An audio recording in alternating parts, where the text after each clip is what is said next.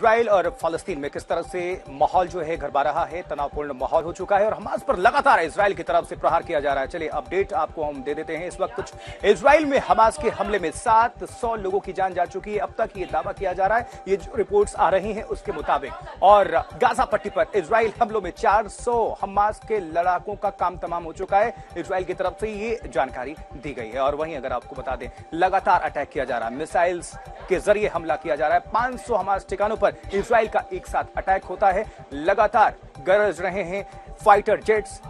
Gaza पट्टी को target किया जा रहा है और हमास ने इजरायली सैनिकों के नए ग्रुप को भी बंधक बनाया है, ये जानकारी मिल रही है। लेकिन दोनों तरफ से ही एक दूसरे पर प्रहार करने की जानकारी मिल रही है। और इस वक्त आपको बता दें, ईरान का दावा है कि इजराइल पर हमले में हमारा हाथ नहीं है, क्योंकि इजराइल ने यह कहा था कि सब कुछ ये ईरान के इशारे पर हो रहा है, हमले में हाथ उनका है, उनकी शह पर यह सब कुछ किया जा रहा है हमास की तरफ से। उधर अमेरिका ने भी इजराइल को सैन्य मदद भेजी है। ये अपने आप में अपडेट है और ये बड़ी खबर है, क्योंकि इजराइल और हमास को लेकर जिस तरह से ये तनातनी का दौर देखने को मिल रहा है, इसमें सबसे ज्यादा टारगेट पर कौन सिविलियंस हैं। अमेरिका के जंगी जहाज भी इजराइल की मदद करेंगे, ये भी जानकारी आपको हम पहुंचा दें। और इस बीच भारत के सभी नागरिक इजराइल में सुरक्षित हैं, ये अपडेट आपको हम दे रहे हैं। और वहीं गाजा पट्टी पर इजराइल के हवाई हमले लगातार जारी हैं। अभी हालात क्या हैं, इसको समझने के लिए हम सीधा आप सभी को लिए चलते हैं आशुतोष मिश्रा के पास। हमारे जो संवाददाता हैं वो इजराइल में इस वक्त मौजूद हैं, हर बारीकी गतिविधि पर नजर बनाए हुए हैं। आशुतोष, क्या अभी तस्वीरें आप दिखाएंगे दर्शकों को, क्या जानकारी देंगे, कितना माहौल ये खतरनाक होता जा रहा है जंग के हालात में? ताजा खबर ये दे दें कि सिर्फ जेरूशलम नहीं बल्कि लगभग पूरे इजराइल में सायरन साउंड सुनाई दिया। और सायरन साउंड दरअसल इसलिए भी है क्योंकि लगभग हर 20 से 25 सेकंड पे, और शायद मैं जब बात कर रहा हूं शायद हमारे दर्शक भी सुन पाए, इंटरमिटेंट रह के बड़ी आवाजें आ रही हैं। और ये रॉकेट का साउंड है जो ब्लास्ट हो रहा है, यानी कहीं ना कहीं वो गिर रहा है या फिर उसे हवा में मार गिराया जा रहा है। साथ ही लगातार फाइटर जेट हमारे सर के ऊपर से स्क्रैम्बल कर रहे हैं, क्योंकि गजा का वो पूरा इलाका नजदीक है। तो जेरूशलम, सेडूट और खासकर एश्केलोन जहां हम हैं, इस पूरे इलाके में सायरन बजाए गए हैं। लोगों से कहा गया कि वो अब तुरंत बंकर में चले जाएं।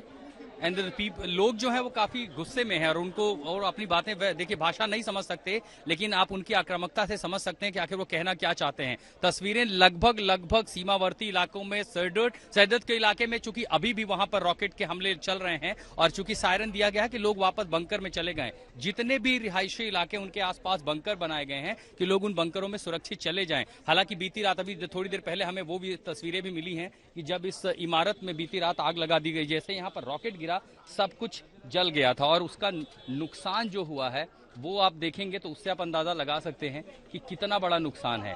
कंक्रीट की पूरी इमारत ताश के पत्ते की तरह बिल्कुल ढह गई है। ऊपर के शीशे जो हैं, खिड़कियां सब कुछ टूट गई हैं और वो नुकसान जो है वो काफी बड़ा। और इसीलिए इस समय जो लोग हैं सबसे ज्यादा मुश्किलें उन पर हैं, क्योंकि ये नहीं पता कि कितनी सेकंड में अचानक बिना आवाज करता हुआ एक रॉकेट आकर के यहां गिरेगा और कितनी जानें ले लेगा। हालांकि जो मोबिलाइजेशन इजरायली सेना का किया गया है, डिफेंस का, और खासकर जो रिजर्व पुलिस थी, जो भी सिविलियंस हैं उन सबको बुलाया गया, वो रिजर्व का हिस्सा बन रहे हैं, हथियार लेकर के सीमावर्ती इलाकों में वो पहुंच रहे हैं। और सिर्फ गजा स्ट्रिप नहीं, गजा के आसपास के इलाकों पे भी बड़ा कॉम्बिंग अभियान चलाया जा रहा है, पहले उन आतंकी संगठनों से जुड़े लोगों का। और एक और सबसे बड़ी बात यह है कि चूंकि बड़ी संख्या में हमास के जो आतंकी हैं वो इजराइल के अंदर घुस चुके हैं, इजराइल के कई अंदरूनी इलाकों में हैं, तो उनकी भी तलाश के लिए जो सुरक्षित इलाके, चाहे टेल अवीव से लेकर के यरूशलम, बैरिकेडिंग जो की जा रही है, और वो इसलिए की जा रही है कि उनको अगर वहां है वहां से निकाला जा सके, ताकि शहर के भीतरी इलाकों में नागरिकों को खतरा ना हो।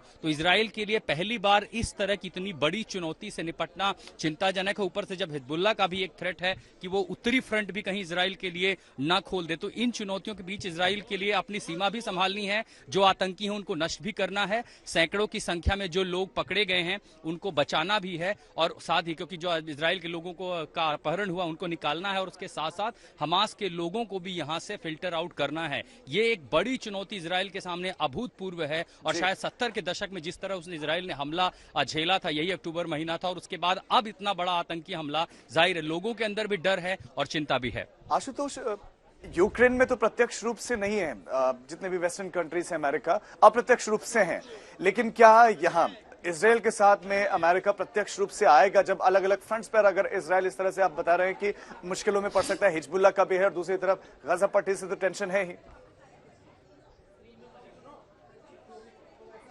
एक चीज आप समझ लीजिए, आपकी लड़ाई कोई और नहीं लड़ेगा, लड़ाई आपको खुद लड़नी होती है। और ये बयान अब से थोड़ी देर पहले भारत में जो इजराइल के राजदूत हैं उनकी ओर से आया कि हमें किसी की एड की जरूरत नहीं, हम अपनी लड़ाई लड़ने में सक्षम है। और हर कोई जानता है कि इजराइल सबसे ताकतवर देशों में से एक है जिसके पास अपनी सुरक्षा व्यवस्था है और वो हर तरह का बदला लेने में सक्षम है।